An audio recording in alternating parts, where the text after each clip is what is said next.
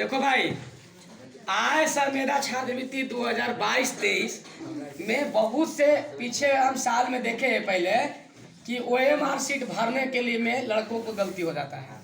तो इस बार हम लोग जो 2022-23 में जो मेधा छात्रवृत्ति की परीक्षा होने जा रहा है 22 जनवरी को, तो उसमें तेरे हाला नहीं ना करो, 22 जनवरी को जो होने जा रहा है उसमें हम लोग कैसा OMR सीट का प्रारूप रहेगा तो उसको हम लोग समझने का कोशिश करेंगे। देखिए OMR सीट का एक जो कॉपी है, कार्बन कॉपी, वो हमारे पास अवेलेबल है, वो दिखाई दे रहा है वीडियो में। इसमें साफ है, किसी का है पिछले साल का, कि ये उत्तर पत्रक संख्या 300856 है। यहाँ पर है मानसिक योग्यता परीक्षा, मेंटल एबिलिटी टेस्ट, मतलब 2 OMR सीट मिलता है बच्चों। इसमें 90 क्वेश्चन रहता है मैथ के लिए और 90 क्वेश्चन रहता है सेट के लिए। तो ये 90 का क्वेश्चन का एक अलग रहेगा OMR सीट और एक 90 क्वेश्चन के सेट के लिए अलग रहेगा।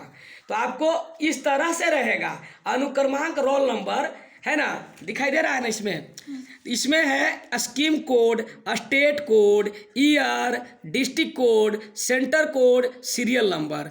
आपको जिस तरह से रहेगा उस तरह से इसमें नंबर भरने हैं और फिर उसके अकॉर्डिंग जैसे अभी बोर्ड पर समझाएंगे उस हिसाब से आपको भरने से कोई गलती नहीं होगा। उसके बगल में पेपर 1 करके मैथ के लिए 90 ऑप्शन आपका रहेगा और जो आपको स्वेच्छानुसार जो आपको सही लगेगा 1 में आप उसको गोला को घेरेंगे और कैसे गलती होगा, कैसे नहीं करना है, उसके बारे में हम अभी समझाने वाले हैं।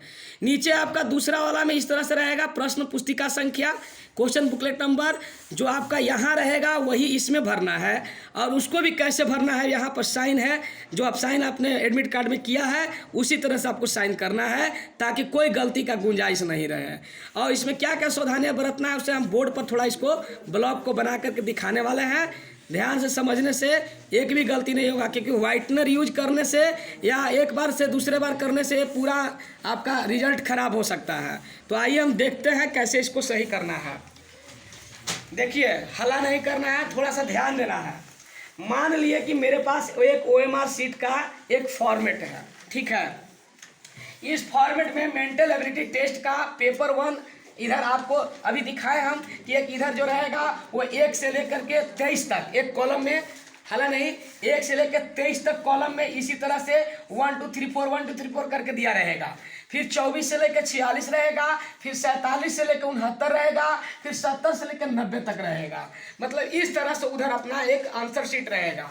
उसके बगल में आपका अनुक्रमांक के लिए एक ब्लॉक होगा और फिर उसके नीचे प्रश्न पुस्तिका संख्या, क्वेश्चन बुकलेट नंबर जो भी दिखा रहे थे उसका एक OMR शीट टाइप का रहेगा, इसी तरह से, है ना। अब इसको कैसे भरना है, कैसे लोग गलती कर देते हैं, पहले बहुत सावधानी पूर्वक समझना है, गलती कैसे नहीं होगा उस पर ध्यान देना है। मान लिए किसी बच्चे का हमने उठा लिया है औरंगाबाद जिला सेंटर कोड डिस्ट्रिक्ट कोड 03 है ना, उसका मैंने एक मतलब ये लेकर के दिखाने की कोशिश किया है। आप उसका अपने हिसाब से भरिएगा, जिसका जो एडमिट कार्ड में रहेगा scheme code, state code, year रहेगा, district code, centre code, serial number जो आपका रहेगा वो भरना है। ये नहीं कि जो इसमें भरे वो भरना है, ये आपका नहीं है, किसी दूसरे का हम एक भर करके समझाने के लिए एक उदाहरण ले रहे हैं। अरे बात समझ में ना कि आप परीक्षा में यही भर दीजिएगा। अरे बात समझ में आप अपना देखिएगा, स्कीम कोड कितना है, 3 है, स्टेट कोड कितना है, अगर आपका 202 माने 21 रहेगा तो 21 भरिएगा, ईयर तो 23 सबका रहेगा 2023 में बैठने वालों के लिए।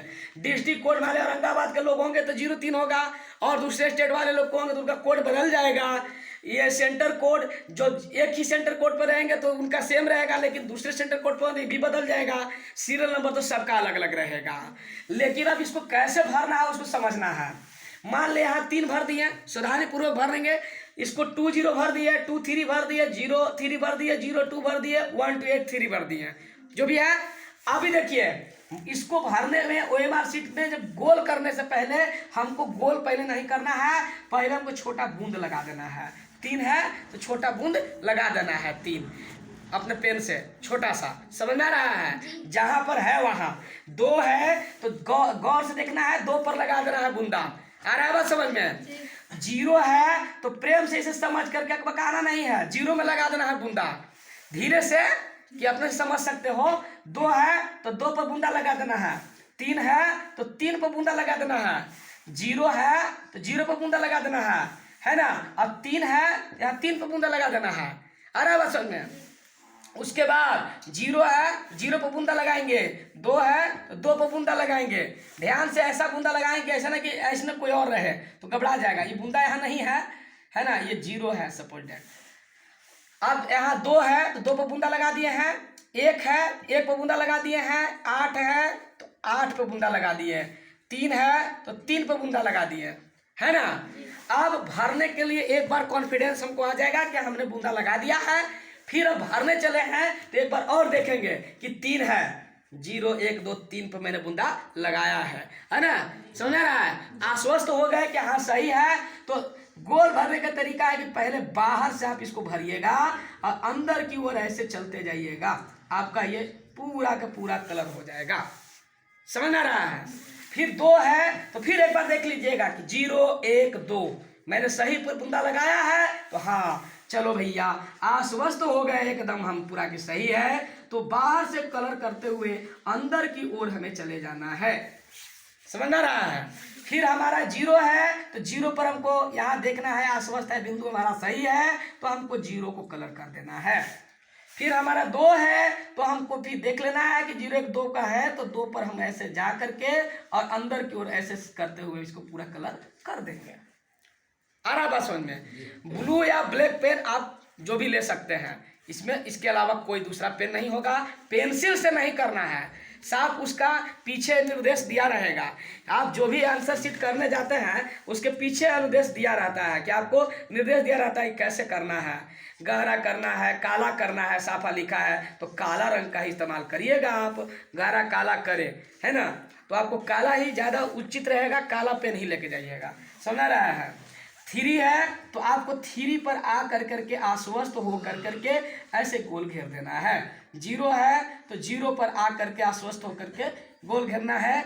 इंक आपने जो बिंदु मारा है उसको एक बार और देख लेना है कि 3, हाँ तो 3 सही है भैया, पूरा मिला लेना है। उसके बाद ही दूसरा का बार में ही भरना है, पहला बार में भरना नहीं है। 2 है तो 2 है, ऐसे आश्वस्त हो करके भर लेना है। फिर 1 है तो 1 वाला भर लेना है।